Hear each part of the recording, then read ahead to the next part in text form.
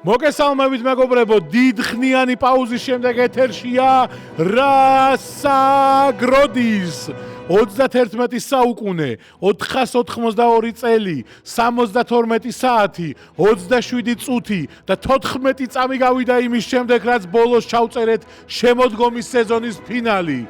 ხოლო წესებს მოკლედ შეგახსენებ. იმ შემთხვევაში თუ მოაზროვნეებმა ვერ შეძლეს კითხვაზე სწორად პასუხის გაცემა, ისინი აუცილებლად დაისჯებიან.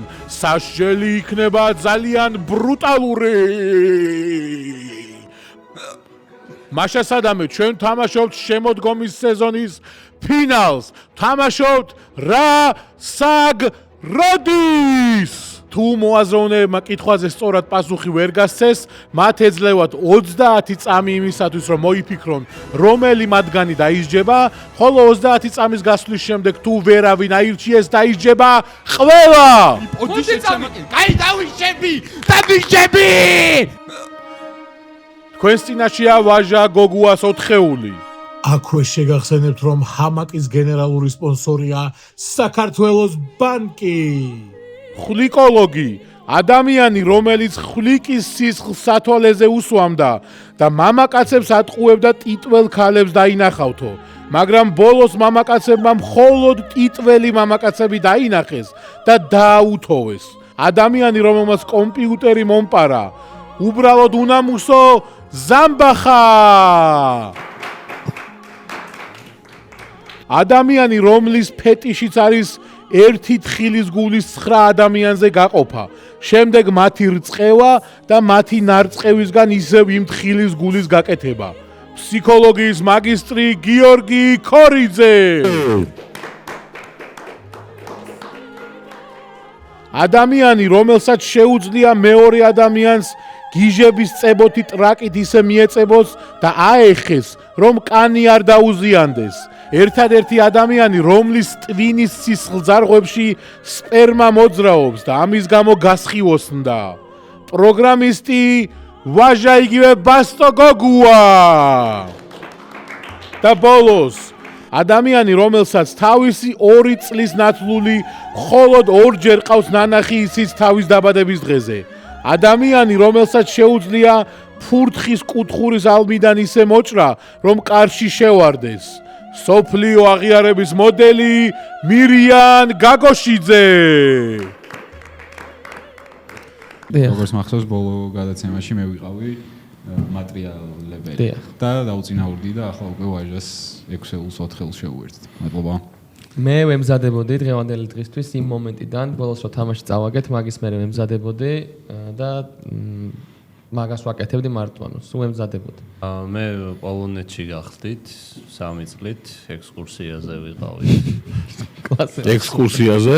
დიახ, 3 წლიან ექსკურსიაზე ვიყავით და იქ მე მუშაობდი სპარში. გასაგებია, ზამბახ. არ მაინტერესებს შენი არაფერი. ბონგო, მოიცა მაცალე, პირველ კითხვას დავსვამ მე. ლეო მესი, პიერ-ემერიკ ობამეიანგი, ჯესი ლინგარდი და ერთი ქართველი. ამ 4 ფეხბურთელს რაღაც საერთო აქვთ. დაგიმატებთ, რომ ქართველმა ეს 2-ჯერ გააკეთა ნაკრების ფორმით. ჩვენ არ ვთხოვთ დაასახელოთ ეს ქართველი ფეხბურთელი. დაასახელეთ ის, რაც ამ ფეხბურთელებს საერთო აქვთ. დრო. ბიჭო, აღნიშნა. რამე ისეთი აღნიშნა. ქართველი გააკეთა ნაკრების ფორმით. გოლების ბიჭო, ნათამაშები არ ექნებათ, იმიტომ რომ ქართველს არ აქვს ნათამაშები ფარში და შეწყდეს კამათი შეწყდეს, მეგობრებო. მე მაგ კითხვა ბატონო წამყვანო.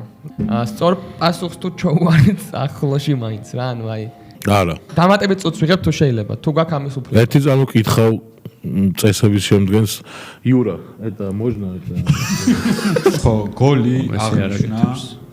აუ, ყალეკი მე რას პასუხობდი, იცი? თამაშზე არ მისვლას. რა იცი? რას?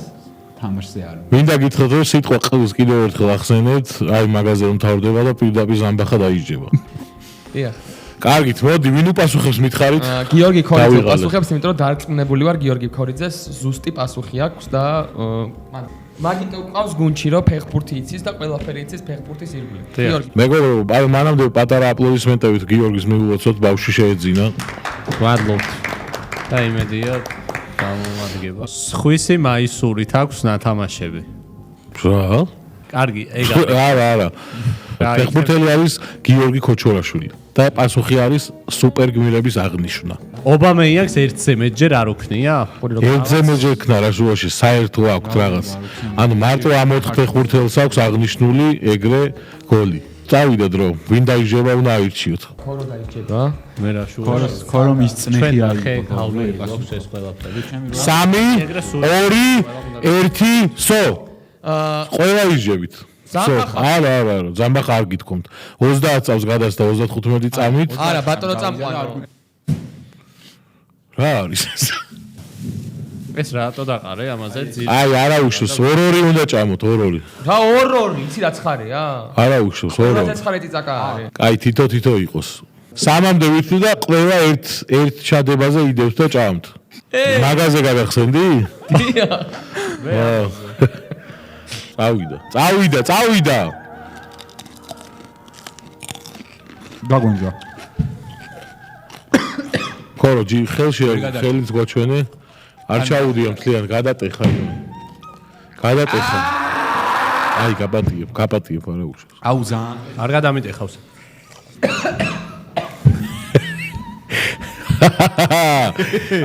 ზამბახ მეორე წიწაკა უნდა ჭამო. მართლა ზამბახა მეორე წიწაკა სასწრაფოდ. არ მაინტერესებს. სიტყვა ყ ითქვა. ერთი წამი, ანუ მე რასაც ვამბობ, იმას არ აკეთებთ, ანუ ზამბახ მეორე წიწაკა შეჭამი. არა, სიტყვა ყ თქვა. რას ქვია, შეჭამი.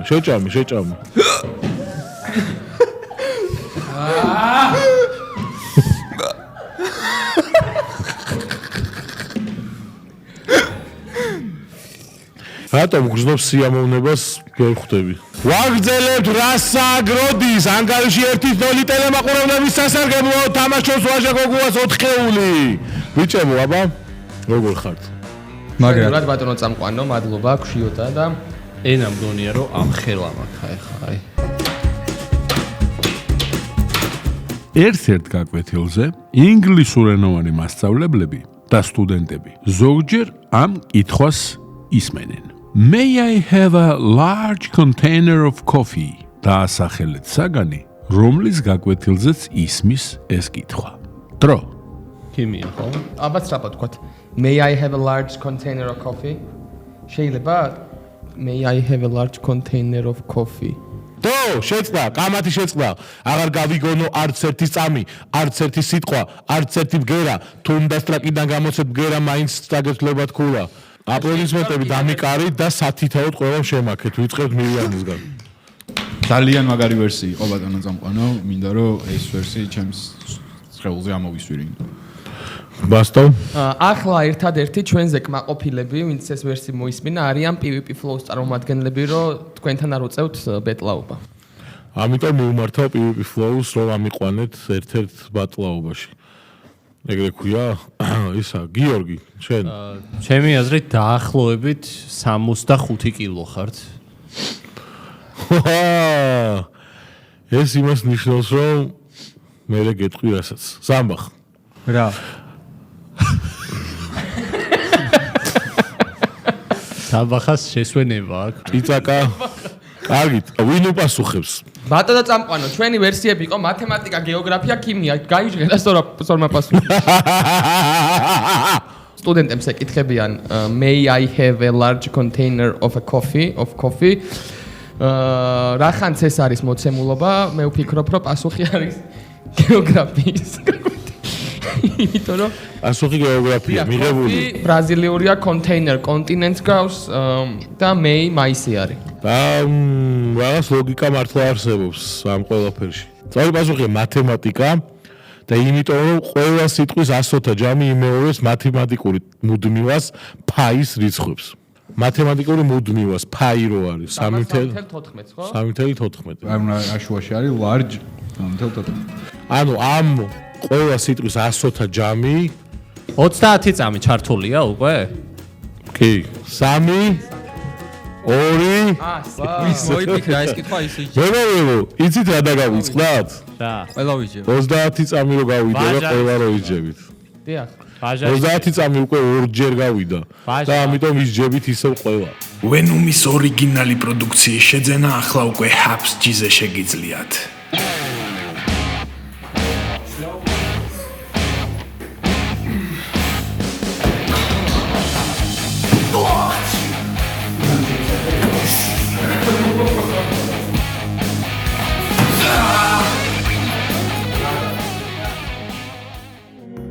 ვაგზავნებთ ჩვენს გადაცემას რასაგროდის ანგარიში ორი თელი ტელემახურობლების სასარგებლო აპლოდისმენტები. როგორი იყო ბიჭებო სასჯელი? მოგენატრათ დასჯები? თუ არა, და რას ფიქრობთ? სასჯელს ვერ დავარქმევდი, ისეთი საყვარელი და თუნიასგან მომხდა ტორი.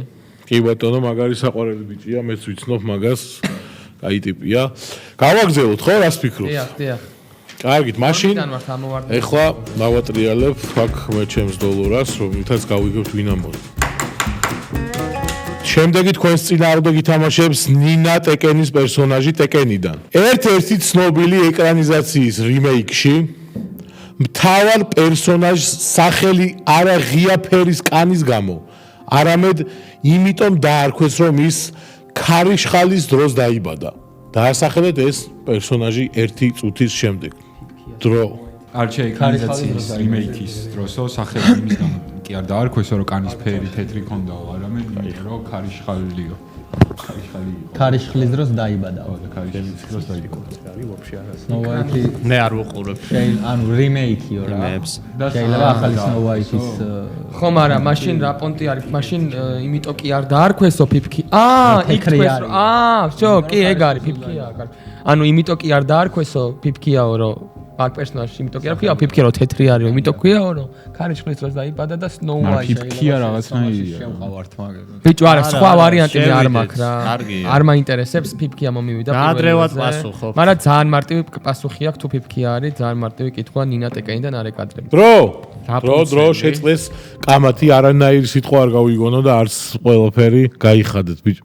ახ ოდიში კაპიტანო ვინ უპასუხებს ამ კითხვაზე? არა მუპასუხებ. თქვენ ვინა უპასუხებთ? ზამბახა უპასუხებს, რა ვიცი. თქვენ როგორც გიდეთ, თქვენ ხართ კაპიტანი. დიახ, უპასუხებ. ფიფკია, Snow White არის ჩვენი პასუხი, იმიტომ რომ ცნობილ ახალ ეკრანიზაციაში ფიფკია არის რაღაცა ცოტა არა ფიფკიო გარეგნობის. სწორი პასუხია ეს მეგობრებო. ანგარიში 2-1 ტელემახურებლების სასარგებლოდ. და გავაგრძელოთ თამაში, რას ფიქრობთ? ვფიქრობ რომ გავაგრძელოთ. კარგი არის. გარე შეკითხვებით შემოვიდა. ვაჟა გოგუას ეკითხება დავით ყურაშიძე, ჰამაკის წარმომადგენელი. ვაჟა, აი რას ფიქრობ ხელფასები როდის გვექნება? ჩემი გათვლებით 2028 წელს ერთი ცალი უეჭველი უნდა იყოს ერთხელ. GTA 6 რო გამოვა, მაგას და GTA 6-მდე.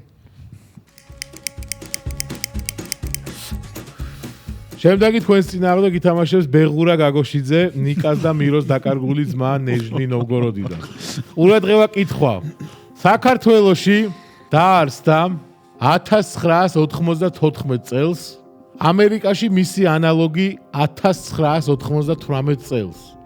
ამერიკული სლოგანია რისი გაკეთება გსურთ? ანუ კითხვის ნიშნით. დაწერეთ ქართული სლოგანი ორი სიტყვით. თუ გეტყვით რომ ამ ორ სიტყვას ბევრი მუსიკის სათაურში შეხვდებით. დრო 1994-ში რა არის სლოგანი, რისი გაკეთება გსურთ? და რა არისო, კომპანიაო თუ რაო? სლოგანი. რისი გაკეთება გსურთ? 1998-ში დაარსდა UFC? 94-ში რა დაარსდა? დრო შეწყდეს კამათი გიმეორებთ კითხვას, დიახ. მეუბნებით პასუხს. საქართველოში დაარსდა 1994 წელს. ამერიკაში მისი ანალოგი დაარსდა 1998 წელს. ამერიკულის სლოგანია რისი გაკეთება გსურთ? ხოლო თქვენ უნდა მითხრათ ქართულის სლოგანი ორი სიტყვით. თუ გეტყვით რომ ამ ორ სიტყვას ბევრი მუსიკის სათაურში შეხვდებით. არ გაჩერდე? პასუხი მაქვს. ბატონო წამყვანო. უეჭველები უნდა უპასუხო. შანსი არ არის. ბევრი მუსიკა არ გაჩერდე.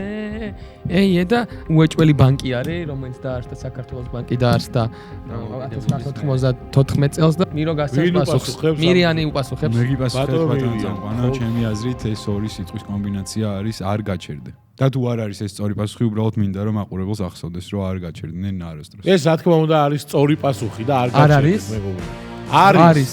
არის სწორი პასუხი, არ გაჩერდე. ანგარიში 2-2 ვაჟა გოგუას 4-ულმა გაათანაბრა ანგარიში და ვაგრძელებთ. აგერ უკვე ერთ თვეზე მეტია სკოლებში ტრივია გამოჩნდა. წარმოიდგინე სკოლის მოსწავლე ხარ და ტრივიას ჯერ კიდევ არ თამაშობ. აბა რა საკეთებ? უბრალოდ დღეში 5 კითხვას უნდა გასცე პასუხი და დაგროვებული მონეტები გადაცვალო საჩუქრებში. თუ დღეს კითხვა მოვიდა მათემატიკაზე და გამოიცნო შენი კლასის სულ წინ მჯდომმა მოსწავლემ, ხვალ შეიძლება ფეხბურთზე მოვიდეს, ან კალათბურთზე, ან რა მნიშვნელობა აქვს. თუ ისეთ ადამიანს იპოვი, ვისაც სკულაპი ჯერ კიდევ არ აქვს გადმოწერილი და შენი კოდით გადმოაწერინებს სკულაპს, უფრო მარტივად მეტ მონეტას დააგროვებ. რაც იმას ნიშნავს, რომ უფრო მარტივად მიიღებ საჩუქრებს განჯინიდან. გაითვალისწინე, მხოლოდ და მხოლოდ 5 ადამიანის მოწვევა შეგიძლია. თითო ადამიანიდან 5 მონეტა.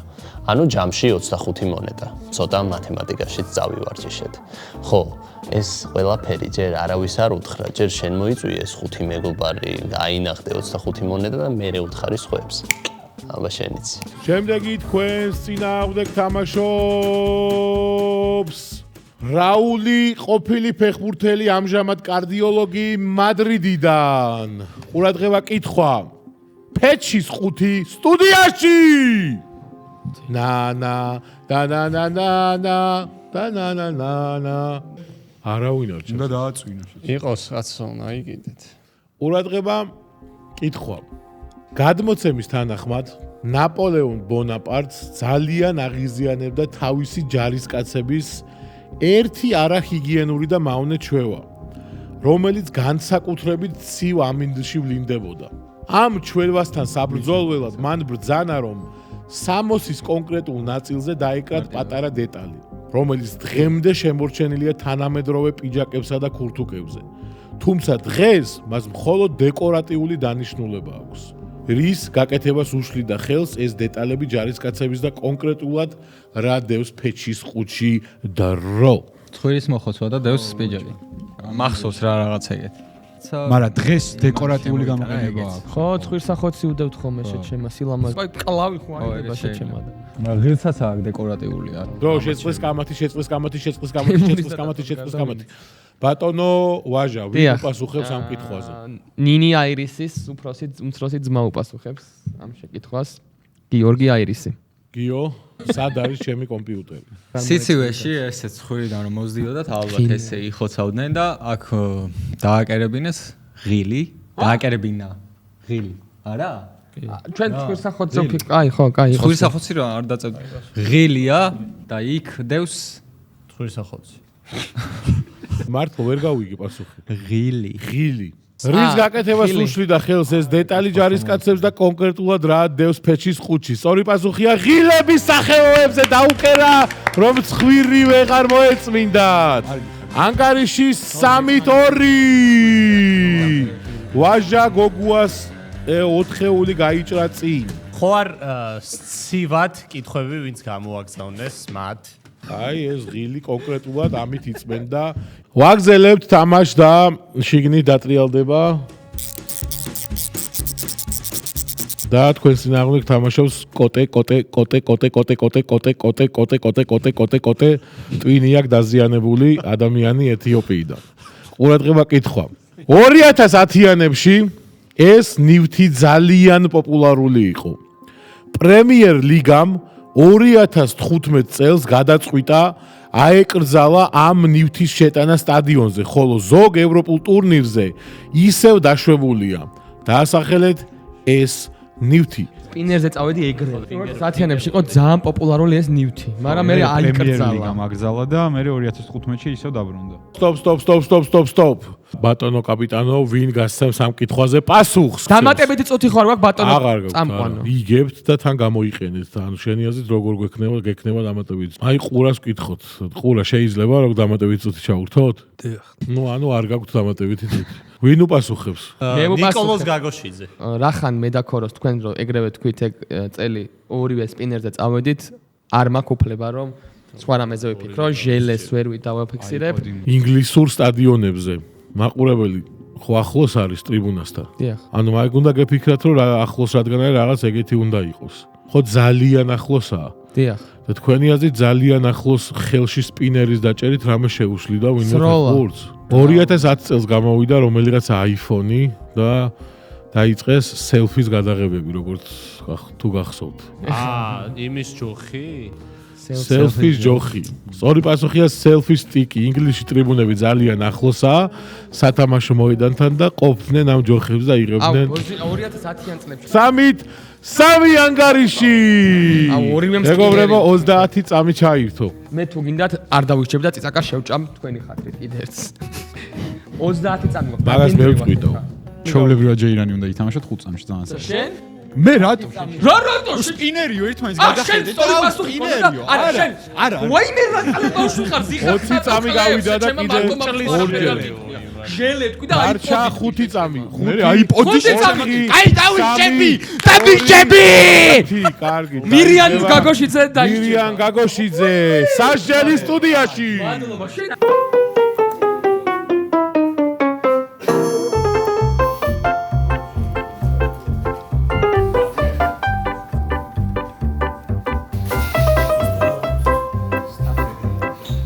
მაქვადენი რასისტრის დაუბრუნდებით სტუდიაში მეგობრებო, ანგარიში არის 3 ფრე. რა შევთ ბიჭო? ტელეფონი მირეკავს, ჩემი მეშაურ მერეკავს და უპასუხო ხო შეიძლება ბიჭო. და შემდეგი თქვენს წინააღმდეგ ითამაშებს ყაყაჩოქირია, შეწყვეტილი მენსტრუაციების განმაახლებელი ირლანდიიდან. მე-20 საუკუნის შუა ხანებში ნიუ-იორკის ცათამბჯენების მენეჯერებმა მიიღეს უამრავი საჩივარი ოფისის თანამშრომლებისგან. ხალხი ჩიოდა რომ ლიფტები ძალიან ნელა მოძრაობდნენ და ლოდინი დამღლელი იყო. ინჟინრებმა თქვეს რომ ლიფტების დაჩქარება ტექნიკა ჯილსაოში შენ ჩო დრო. ინჟინრებმა თქვეს რომ ლიფტების დაჩქარება ტექნიკურად შეუძლებელი და ძვირი იყო. მაშინ მენეჯერებმა დაიქირავეს ფსიქოლოგები. ფსიქოლოგების რჩევით ლიფტებში დაამატეს ერთი დეტალი, რის შემდეგაც ლიფტის სიჩქარე არ მომატებულა, მაგრამ საჩივრების შეწყდა. რა შათლახობა მოიგონეს ფსიქოლოგებმა? ღია ლიფტები რა. შუშები რო და ერთი არის რო იყურებ. გარეთ იყურები. მოჭვალი ღია ლიფტი. მაგრამ დეტალი დაამატესოდა ლიფტს დეტალი. დაამატეს ეგ დეტალი რომ მაშინ ლიფტი უნდა შეცვალოს. შეიძლება რომ სართულები. ხმა ხო არ გააკეთე. არა, სართულები, და მათ შეიძლება. არა, ხმა და ჩირო მუსიკა ისმის ეგეც ხო. არ მე მგონია რომ პლასთან ერთად ხონდა მოქმედებდეს. უყურებენ რა, რომ სართულზე ადის და ნირონ ფემინური მხარე განვითარებას რო ხედავენ, უფრო არ გადის დრო რა. მე მგონია რომ ან მუსიკა არის, ან ვიზუალური ნაწილი რაღაც. სარკეც შეიძლება. სარკე. წელი, მე-20 საუკუნე. დრო, შეცდა კამათი. ბატონო კაპიტანო, ვინ უპასუხებს ამ შეკითხვას? უბრალოდ ვიცი ზუსტად, მაგრამ მაინც ცოტა ვიამაყებ, რომ სწორმა პასუხმა გაიჭრე რა. არა. ჩემი აზრით გვატყუებს. გაიღერა. ანუ ჩემი არ გჯერათ? ჯერა, მაგრამ გქონია რომ გვატყუებ. ვინ უპასუხებს ბატონო კაპიტანო? მოდი, საკუთარ თავზე ავიღებ. მე ძალიან მომწონს ქოროს ვარიანტი, რომელიც იყო რა იყო სარკე. ქოროს ვარიანტი?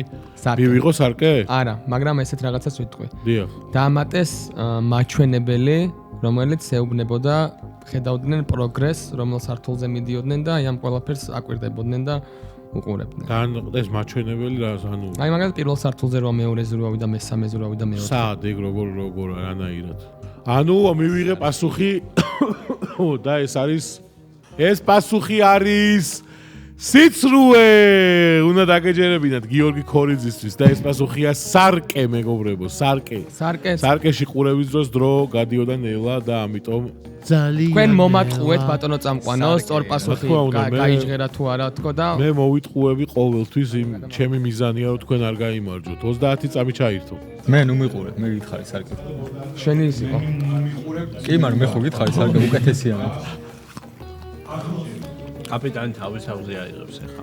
ნამდვილი კაპიტანი. 10 წამი დარჩა. 9, 8, 7, 6, 5, 4, 3, 2, კაპიტანი დაიწყო. გადავწყვიტეთ. 29 წამზე თქვი კი ძალიან წამის მეასეთში გადარჩით ყველა. ყურადღებას საშელი სტუდიაში. არა, არ მithქვამს ვინ იჭება. ანუ გადავწყვიტეთ და ჩემგან ხომ უნდა გაიგოთ პასუხი. მაშინ ყველა იჯებით. რატო? იმიტომ რომ 30 წამამდე უნდა თქვა ვინ იჯება. ხო და თქვი კაპიტანი თქვა ხო თქვი ერთი გადავედგოთ ბატონზე. აი, საჯები.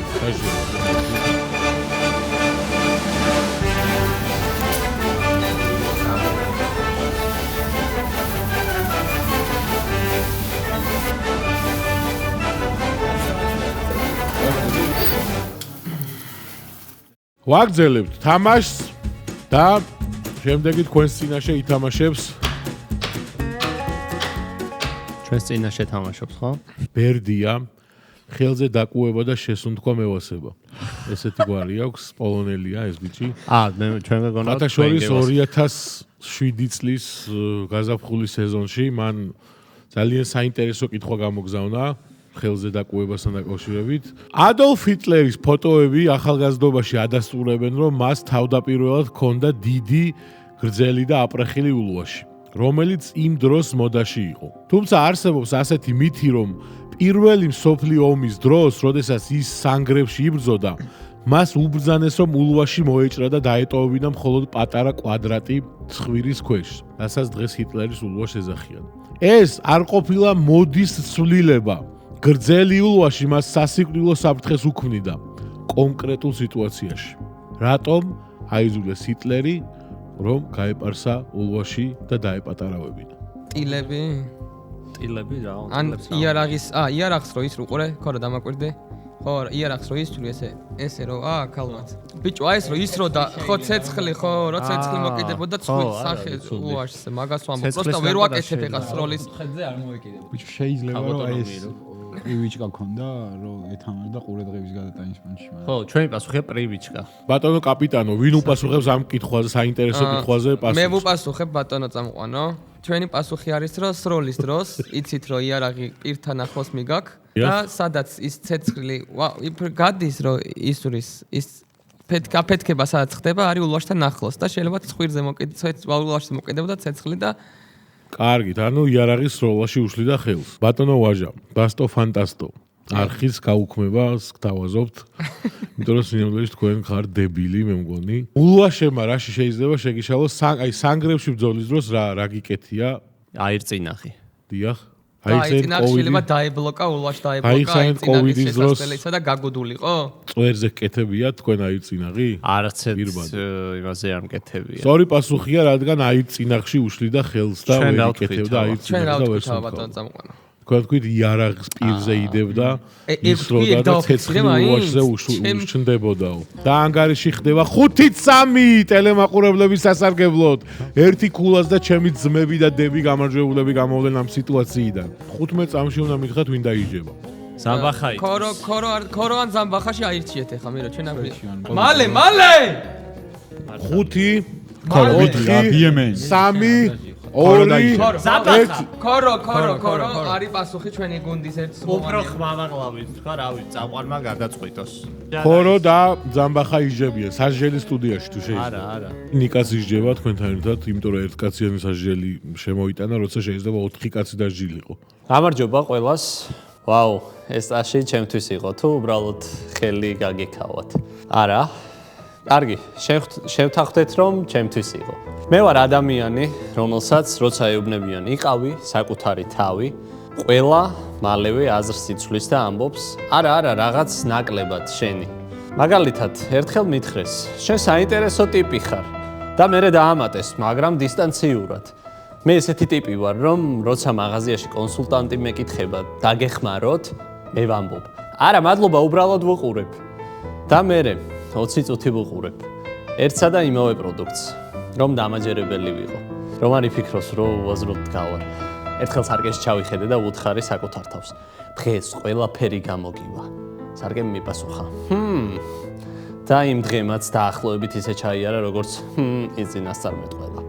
ადამიანები მეუბნებიან, ნუ ნერვიულობ, ყველაფერი თავშია, ხო და კი ბატონო, ზუსტად მაგაშია პრობლემა. მე ისეთი ადამიანი ვარ, რომ როცა ვიღაც მეუბნება, ეს საიდუმლოა. მე უკვე აღარ მაინტერესებს შინაარსი. უბრალოდ ვერ ვიცინებ. სხვის ბავშვობის ფოტოებს რომ ვუყურებ, ყველა ბავშვი ბედნიერია, რომ ბავშვობის ფოტოებზე კი ისეთი სახე მაქვს თითქოს, უკვე მაშინ ვიცოდი, რომ გაზრდა სავალდებულო იყო. ხშირად ვამბობ, მე სახლში დავრჩები და ვიმუშავებ საკუთარ თავზე. და მე 4 საათი ვუყურებ, როგორ აკეთებს ვიღაც სხვა ადამიანი რამეს უკეთესად YouTube-ზე. იცით ეს მომენტი, როცა ვიღაც ამბობს, ყველაფერი კარგად იქნება და შენ ფიქრობ, აჰა, ადამიანი, რომელსაც წარმოდგენა არ აქვს. მე მიყვარს мотиваციური ფრაზები, მაგალითად, არ დანებდე.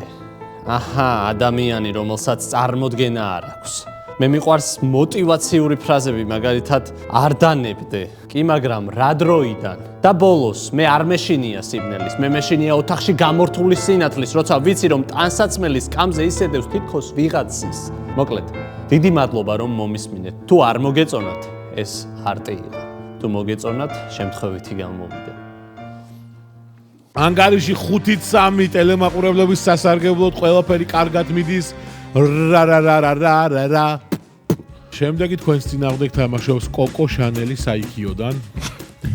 და მიცვალებული გეკითხებათ. ფილმებში მეკობრეებს ხშირად ვხედავთ ცალ თვალზე აკრული დუდუკით. გავრცელებული აზრით ეს დაზიანებული თვალის დასაფარად სჭირდებოდათ. თუმცა ისტორიკოსების ნაწილი ამბობს, რომ ხშირად მეკობრებს ორივე თვალის საღი ჰქონდა. ისინი ამ აქსესუარს პრაქტიკული მიზნით იყენებდნენ. როცა ხშირად უწევდათ გემბანიდან გემის ტრიუმში, ანუ სხვენში თუ რა სხვენში იყო ქვემოთ, ხო? ხო, დუმბაში ჩასვლა, ანუ ტრიუმში ჩასვლა და ამოსვლა უწევდათ და რაში ეხმარებოდათ მეკობრეებს თვალზე აკრული ნაჭერი ტრიუმში ჩასვლის. ტრიუმი რა არის? ვინდა? შენ მორჩა კითხვა? კი. სინათლი და უცბად რო ჩადიხარ სიბნელეში მარტივად და რო დაინახო. და ღამის ეს პასუხი სწორია, 5-4 ანგარიში. ყურადღება თქვენს წინააღმდეგ ვთამაშობ მე, გიორგი გაჩეჩილაძე, საბურთალოელი ბიჭი ვარ, იოსებ იზელი ძმაო. 171 სკოლაში ვსწავლობდი, მე გადავედი, მე თეატრალურ დასში ვიყავი. ეგრე მიცხოვრია რა ძმაო. ყურადღება კითხვა. დახედეთ თქვენს პერანგებს. მამაკაცის პერანგზე ღილები ყოველთვის მარჯვენა მხარეს არის დაკერებული, ხოლო ქალის პერანგებზე კი პირიქით. ღილები მარცხნივ არის. სტატისტიკურად ქალების და კაცების უმეტესად ცაციები არ არიან. მამაკაცისთვის მარჯვენა მხარეს ღილი მოსახერხებელია შესაკრავად. ქალისთვის კი მარცხენა მხარეს ღილი მოუხერხებელია, რადგან მარჯვენა ხელით იკრავს. ეს სტანდარტი მე-17 საუკუნეში დამკვიდრდა და დღემდე არ შეცვლილა. რატომ გადაიტანეს მკერავებმა ქალის პერანგზე ღილები მოუხერხებელ მხარეს? დრო.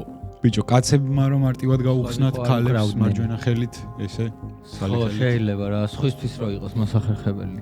შეკვრან კაცებისთვის რო იყოს მოსახერხებელი ქალის პერანგის გახსნა, მაგალითად. და რა უნდა აქნან მე? იკოცნაონ. ან ქალებს ქალები აცნებდნენ. ბატონო წამყვანო. დრო. კითხვა მაქვს ძალიან გთხოვთ რომ გაგვიგოთ. ვაგებთ და სწორმა პასუხმა გაიჟღერა? აგებთ ხო თქვენ? კი, გაიჟღერა. მაშინ დავაფიქსირებთ. მარტივად რო გაუხსნან. იმიტომ არის ქალებისთვის იქით ამხარეს, რომ პერანგები ადრე მე-17 საუკუნეში ეცვათ მხოლოდ ისეთ ადამიანებს, ვისაც სხვა აცმევდა და სხვა ხდიდა. ამიტომ ქალებს გაუკეთეს მარჯვენა მხარეს თუ როგორც არის. ანუ მარტო ქალებს აცმევდნენ, სხვა კაცებს არა. კაცები თვითონ იმაშვებოდნენ. ეს პასუხი არის სიმართლე და სწორი. მოსამსახურეები აცმევდნენ ქალებს მაგ პერიოდში და იმათთვის უფრო მარტივი იყო შეკვრა. ეხლა ყურში მithეს რომ თურმე 6-5-იც რომ მოიგოთ, მაინც რასაგროდისის ფინალში გადადიხართ. ყურადღება კითხვა. ისევ მე ვთამაშობ თქვენს წინააღმდეგ. თქვენ როგორც კონტენტ კრეატორებმა კარგად იცით რას ნიშნავს სიტყვა ტრეილერი. ინგლისურ ენაში ეს სიტყვა მოდის ზმნიდან to trail. ლოგიკურად იფიქრეთ, რატომ დაარქვეს ამ მოკლე ვიდეო რგოლებს ტრეილერი თუ გეტყვით რომ ეს ტერმინი 30-იანებში გაჩნდა. დრო. train არის მატარებელი. train არა trail. ტრაილერებზე გადააჯოს ამ ტრეილერმა. ტრაილერებზე ხო არის ხოლმე რეკლამები გასული ანუ დრო შეწყდა ბატონო კაპიტანო ვინ უპასუხებს დამატებით წუთს ვიღებ ბატონო ანუ ყიდულობ 50 ლარად თანაბარი ანგარიში თქვენ ძმობას ვიცავ აი ნამდვილ 50 ლარად ყიდულობ დამატებით წუთს მაშინ ახლავე უნდა გადამიხადოთ ანუ კი არა გადაცემის მეერე და რაღაცები არა ეხლავე მე გაძლევთ უფლებას რომ თქვენი მთლიანი ძალა გამოიყენოთ ჩემზე მე თუ 50 ლარი კამერების თვალწინ თუ არ მოხდება ეგ მაშინ ვერ მოხდება ბატონო წამყვანო ანუ სპასობნი ხართ 50. მე ეხლავე უნდა მომცეთ ან დამატებით წუთს არ გაძლევ ანუ იმენა ბატონო წამყვანო კითხვა გაგვიმეორეთ ჯერ ვინ უპასუხებს მითხარით მე ვპასუხობ კითხვა გამიმეორეთ 50 ლარი სად არის არ ვიღებ კითხვა გამიმეორეთ ბატონო წამყვანო ყველამ თქვი თქვენი ვარიანტი და რომელიმე ახლოს მაინც თუ იქნება ანუ აი რამე ლოგიკური კავშირი მაინც თუ იქნება ჩაგითვლით. Betrayal ყოფილა ღალატი და მგონია რომ to trail და trailer ისე ჟღერს რომ ეს რაღაც ასოცირდებოდა ჯერ რაღაცას გაჩვენებდნენ და მე იმას ვერ იღებდი და ასოცირდებოდა იმედ გათხრებასთან ეს არის ჩემი პასუხი. მე მექნებოდა პასუხი რომ წინ არ ყოფილიყო ესეთი ის რა ქვია to trail-დან რომ მოდის არ ვიცოდი trailer რო გეთქვა ტრაილერზე ვიფიქრებდი ტრაილერი არის პატარა ის რაღაცა რაც უკან დიდი რაღაც მიაქვს და ფილმის პატარა ნაწილი არის წინ და მოაქვს დიდი ფილმი მაგრამ ეს ჩემი პასუხი არ არის ხო რომ პასუხებს თავის ვერსია მივხვდი რა მაგ დროს იყო ლერი იყო რეჟისორი და ფილმის გადაღება უჭირდა და ტრაილერი კი ბატონო ზამბახა ყველაზე ახლოს არის ამ წამს ხო სწორ პასუხთან კარგი პასუხი ერთი წუთი რა პროსტა უნდა ინგლისურად რო გვეუნები რაღაცას ხო და გვითარგმნო იმიტომ დაერქვა ტრეილერი რომ ეს ზამბახაა ეხა ჩაიქროლებდა ხოლმე რა ანუ ფილმის თლიანის რომ უფრო სწრაფად გენახა უცებ მომენტები რომ ჩაიქროლებდა თქვენ წააგეთ იმიტომ რომ სწორი პასუხია ამ პერიოდში კინოთეატრებში ფილმის დასრულების შემდეგ გადიოდა ტრეილერები მას შემდეგ რაც მიხვდნენ რომ ხალხი ფილმის დასრულების შემდეგ ტოვებდა თეატრებს გადმოიტანეს დასაწყისში როდიში რა კითხვა გაიბეორე და მე ეგ პასუხი გაეცია ეს უღრმესი მადლობა ეს რო შეჭამოთ შენ უეჭველი მიხვდებოდი ნიკუშნა უღრმესი მადლობა მონაწილეობისთვის ვაჟა გოგუას 6-ეული და 4-ეული დამარცხდა ანგარიში 6-5 დაგვევოდეთ